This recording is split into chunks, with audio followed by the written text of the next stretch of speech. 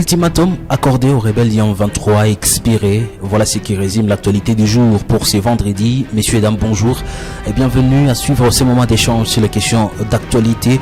Nous allons commencer à Goma où la ville a vécu un événement aussi lugubre.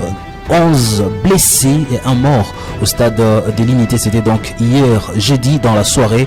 Nous aurons donc à suivre des témoignages. Également l'armée qui reconnaît qu'il s'agit d'une roquette lâchée par un agent militaire du côté rond-point Instigo qui a blessé 2 joueurs au stade de l'unité. Et après, dans l'actualité du jour, nous allons nous rendre à l'auditorat militaire où les avocats de la République ont présenté le réquisitoire ce vendredi. Et nous allons suivre la question qui nous intéresse par rapport à tout ce qui s'est dit à l'auditorat militaire. Pourquoi, après la demande des accusés, pourquoi le gouverneur militaire, sa présence n'est pas à l'ordre du jour dans ce procès sur le carnage du 30 août 2023. Nous allons suivre l'avocat de la République dans l'actualité du jour. Puis nous allons chuter par la réaction d'un acteur de la société civile sur l'expiration de l'ultimatum accordé par les autorités congolaises aux rebelles d'Ian 23. Qu'est-ce qui doit être fait? Vous aurez donc à suivre la réaction de Christian Kalamo. Voyagez avec moi et on se retrouve dans la deuxième partie. Vous êtes nouveau, n'oubliez pas de vous abonner. Des témoins sur place au stade de l'unité affirment par surprise avoir vu un engin explosif causer des dégâts dans cet espace, dans cette aire DG de la commune de Karissimi. Monsieur Joseph, qui a vu comment ça s'est passé, ici témoigne. Ilikuwa sibitement tu hivi match ya championnat local ilikuwa ishaisha entre Afya national. Bon baadaye goal ilikuwa pour wafanye entraînement. Sibitement tunaona tu bomo inaanguka mustade na inaanguka pembeni ya surface de réparation mwanzo ya ile ya pelouse pale ile bordure ya kukamata pelouse inaanguka pale. Donc ba joueurs wenyewe walikuwa mengi walikuwa à côté mais wale walikuwa pembeni pale ya surface de réparation njo balipata maekra ikaba jeruhi.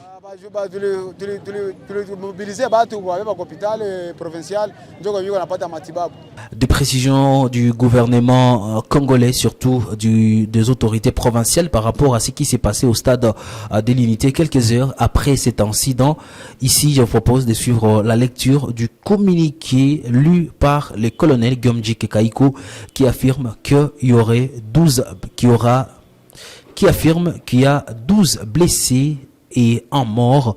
Et il s'agit bien évidemment d'un joueur qui a succombé de ses blessures après être cheminé à l'hôpital provincial de la province du Nord Kivu. Suivez ici le colonel Guillaume Kekaiko. Il est porté à la connaissance de la population de la ville de Goma que ce jeudi 28 septembre 2023 aux environs de 16 heures, une roquette de l'arme RPG-7 que détenait un élément des forces armées de la République démocratique du Congo à bord d'une jeep militaire au niveau du rond-point communément appelé Instigo a lâché par inadvertance après que le véhicule ait bondi sur la chaussée.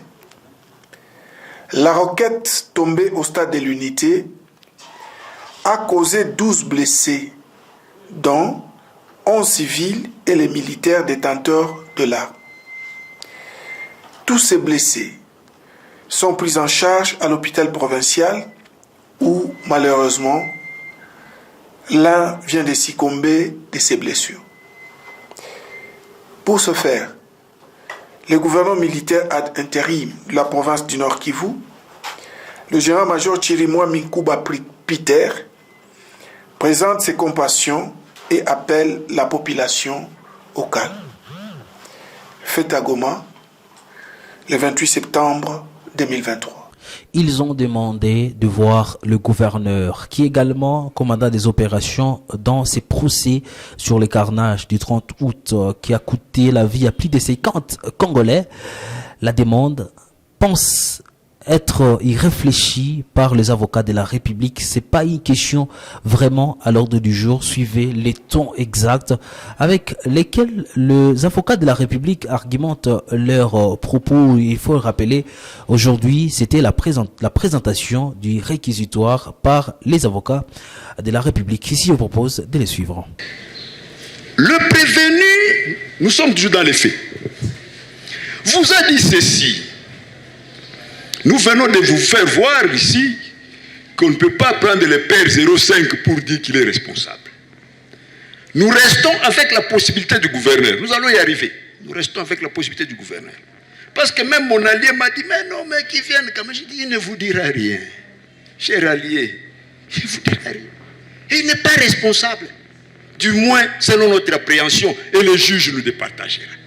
L'ultimatum accordé aux rebelles du 23 par le gouvernement congolais a expiré. Il est temps que le gouvernement congolais s'active pour mettre en déroute les rebelles du 23. Voilà donc ce qu'on peut retenir des acteurs politiques et également à certains acteurs de la société civile. Ici d'ailleurs, Christian Kalamo, qui a répondu à nos questions, estime que la population doit regagner les villages et cela est conditionné par l'occupation de toutes les entités aujourd'hui occupées par les 1-23 par les forces armées de la République démocratique du Congo. Il est donc plus urgent que les forces armées de la RDC puissent s'activer et mettre et boucter hors d'état de nuire ces rebelles qui occupent une bonne partie de la province du Nord Kivu. Christian Kalamo, suivez-les ici. Mais c'est les journalistes, nous en tant que population, nous en tant que la société civile, Ville de Goma, commune de Karissimbi. Nous avions été contents de ces messages-là de notre ministre des Affaires étrangères, M. Lutunda. Alors, on ne devait pas rester dans des slogans, des messages, de lancer des alertes à la communauté internationale. Passons par maintenant des actions. Parce que nous, on est prêts de se ranger derrière nos forces, derrière nos FARDC. Et c'est pourquoi nous demandons aux leaders, aux dirigeants de notre armée, aux dirigeants de notre pays, de passer par des actions. Le M23 n'a pas encore de force, mais c'est les journalistes. C'est les Rwandais qui supportent les M23. Et d'ailleurs, c'est hier ici que les M23 ont barré la route à la MONUSCO. Ils ont voulu aller préparer la place de précantonnement, mais les M23 ont barré la route à ce moment où je vous parle. Et c'est une chose qui montre que c'est vrai, les M23 violent les accords de Luanda, les accords de Nairobi. Voilà, avec le message je ne sais pas, de 2 semaines, nous, on est contents, nous leur demandons de passer par des actions parce qu'ils ont le soutien de la population. Nous ne devons pas rester dans des slogans, des messages, des alertes de la communauté internationale, mais ils sont là, ils sont en train de recevoir des messages de nos correspondances. Messieurs, dames, pour d'autres informations, nous allons nous rendre sur les sites de Kivu Morning Post, les www.kivumorningpost.cd pour être à la ligne de l'information. Roneline Tibonera, Héritier Mounianfoura, Blaise Bassaboussé, Merveille Zawadi, Émilie vont donc vous informer comme il se doit. Rendez-vous pour être à la ligne au niveau local, national et international. Moi, je vous retrouve très prochainement pour le même plaisir. D'ici là, portez-vous bien.